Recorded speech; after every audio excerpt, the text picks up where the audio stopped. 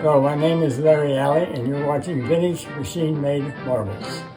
I'm in Marlborough, Massachusetts with Larry Alley III, and today's special surprise, we're going to check out some of Larry's Killer Alley collection, and we're also going to look at your salesman sample case, right? That's it. 1932-33 original. And it's very exclusive. So this is basically a door-to-door salesman case, right? He would go to the different 5 and 10 shops, I would assume. It would seem that way back in those days. Yeah, because there was a certain point when they signed with Jack Pressman. And at that point, they didn't really need to use these. Well, salesmen were irrelevant because he couldn't make marbles fast enough for the sales that Jack Pressman had at his company. They even had to move to a new building in '37 just to have room for all the marble making machines that Pressman was needing. So let's see, we have 5 marbles in each row, and actually 15 rows times 2. Each row is exclusively one type of marble. So we have 30 different varieties, really. Boy, these patterns are wicked awesome. You know that? Here's our gallery of the 9 calligraphy style color combinations found in the salesman sample case.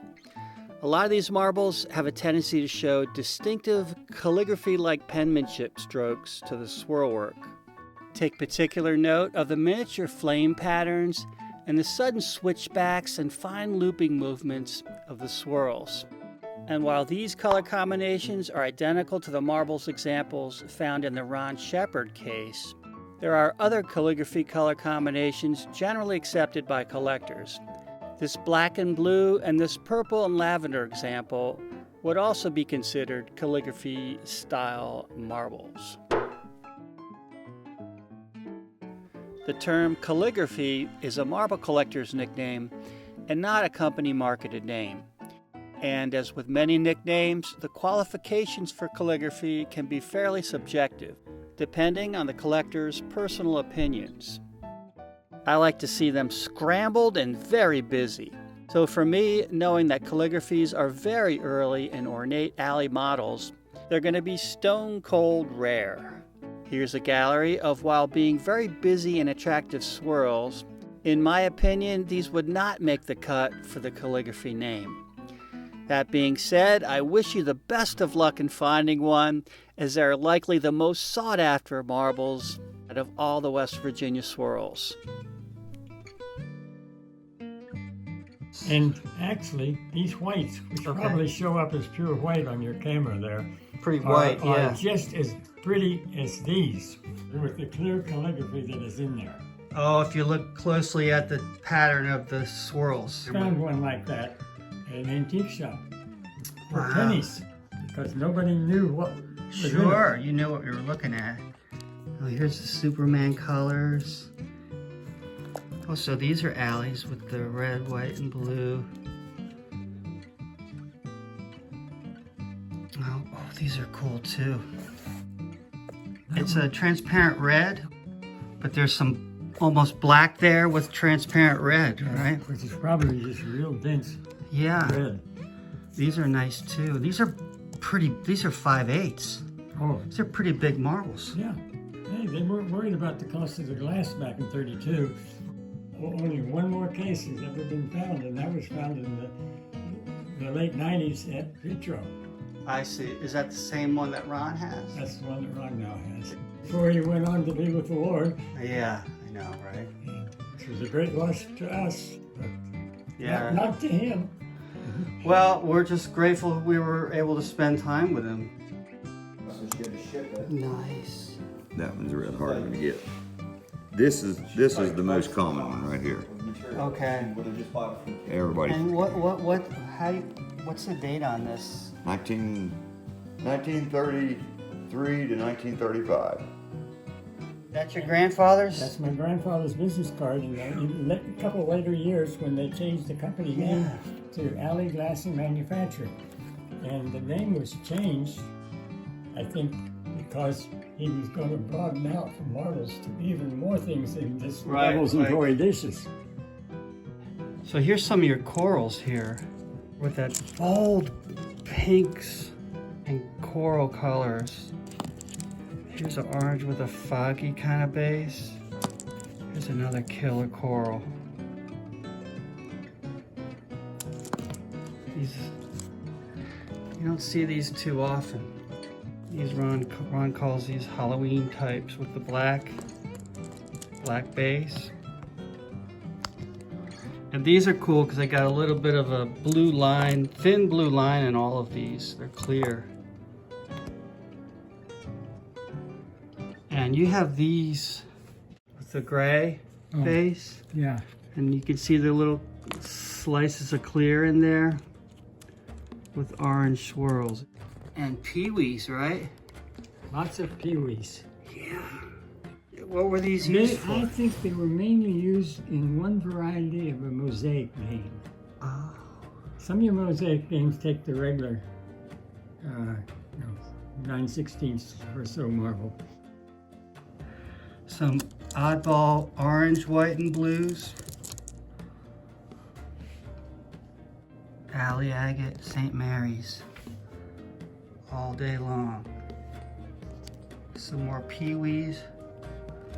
The bundled up pattern that you see in Champions a lot. Look at the patterns on those. These are nice swirls too on a transparent orangey base. White swirling. Things are hard to identify if you don't know where they came from. Right. It's good that we're looking at these now. This is an alley. Transparent aqua, transparent blue, and white. Beautiful. That's also very cool. With the orange and white. I have pictures of all these cases in my photo books. Right. But you can't reach in and turn them. Like No, we're doing today. not unless you buy them. I will say that Alley made very few red, white, and blues.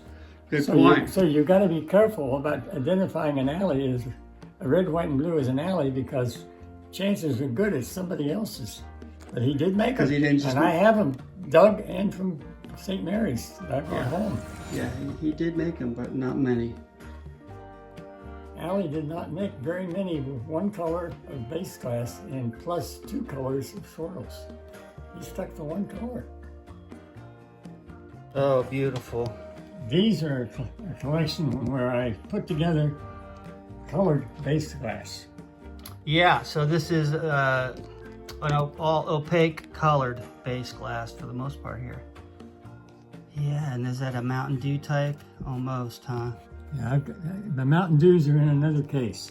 Okay. That's one of my fortunate things. I brought home 15 Mountain Dews when I was a kid from the factory.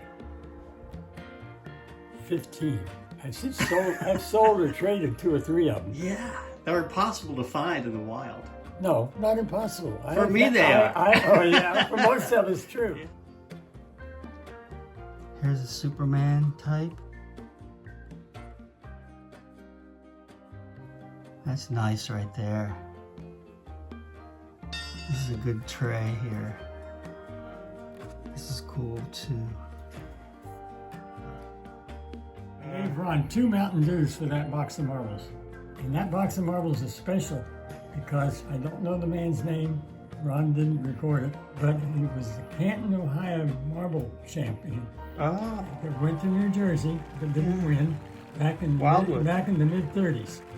And these are the alleys that his son sold to Ron. Oh, Probably cool. won most of them, considering he was a champion. Oh, sure. Blue skies and all the other alley greats in there. From the champ. Speaking of blue skies, there is my hoard of blue skies that I picked up somewhere. Cheap, I'm sure, or I wouldn't have bought that many. But then this top row is a little different. It's a little bit of a different color combination. Here's it'd still be a blue sky, but it's a little bit dark on one edge. Not much. Here's one that's darker. There's a cloudy sky. Got Some people call them stormy sky. Well, I want to wait until I see There's one. something like this. Yeah, now that's almost... That's stormy, very stormy. It's not even gray, it's even got some greenish. You know. That's a cool one, yeah. This one is an oddball. Yeah, that's a great color combination. It's really blue, not gray. There's one that's sort of a yellow-green. I'm not sure if that's a named blue sky variety or if it's just blue sky glass came out different. If you look at that blue with angles, it's really not that dark. It's clear glass looking down into the shadow blue, which is darker. Typical characteristic of alleys.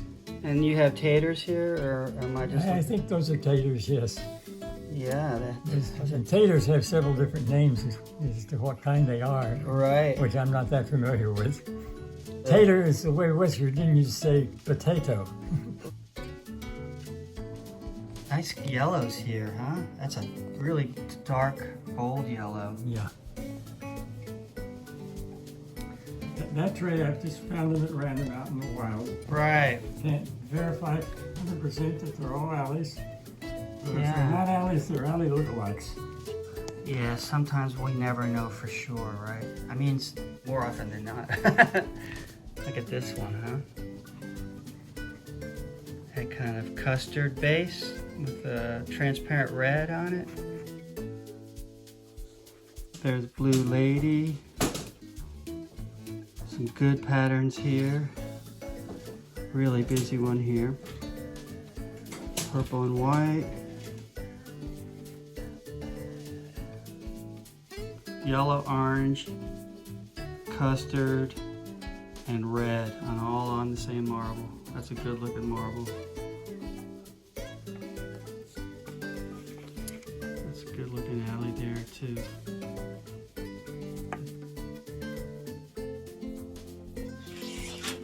I like that. A blue and a green A. Two very common St. Mary's alleys. Yeah.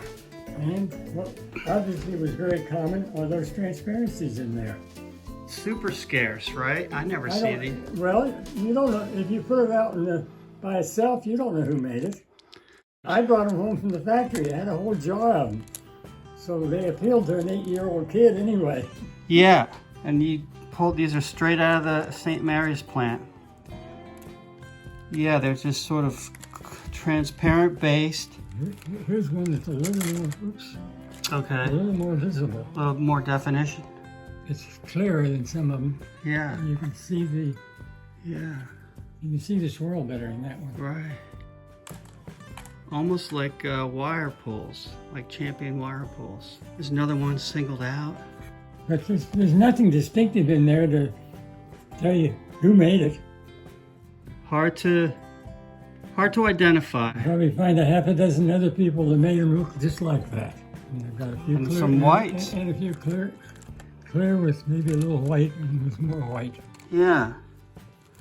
These are made at Alley.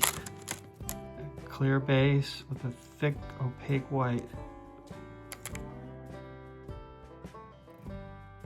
Okay, I made up 4 of these cases, very similar, and then I ran out of yellows, so I couldn't make up any more. So we have here marbles that were dug at Pennsboro, Okay. and I made up 4 cases for my 4 grandchildren that are quite similar. And this is 2 of them. I've got 2 more over there in the cabinet. Have flame on that one.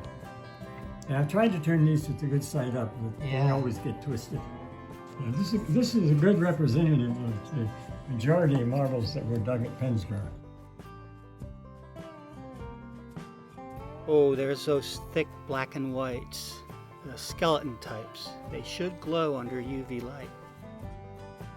Okay, these are shooters, which I'm pretty sure all came from St. Mary's, but because of the pattern. Uh-huh. These are things that other people have found in the wild and collected, and the pattern speaks West St. Mary's all over. Right, and the color combinations, right? Yeah. Is that open at all, or we don't need to? Oh, there you go. Oh, cool. Look at that crazy thing, huh? This is nice too, here. That's beauty. This has blue and green in it. And that's a pretty blue-green. me and other people seem to like. Yeah, and this is that typical orange that pops pretty good. Good looking orange glass that they used. Oh, and that's the blue and yellow calligraphy color combination. Sort of. Just not Yeah, calligraphy. it's probably not as bright a yellow as the calligraphy. Okay, that's a good pattern there.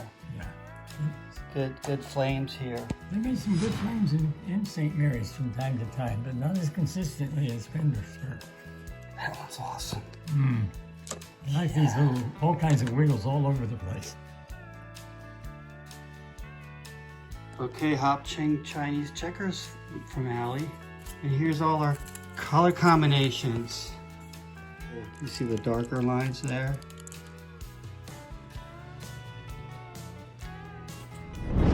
Well, if I know my viewers, I know that 99.9% of you do not watch these videos to look at plain Jane game marbles. So here's a gallery of alleys with varying degrees of awesome. With its 20-year run of marble making, the Alley Agate Company is widely regarded as flexing the largest color palette out of all the West Virginia swirl companies.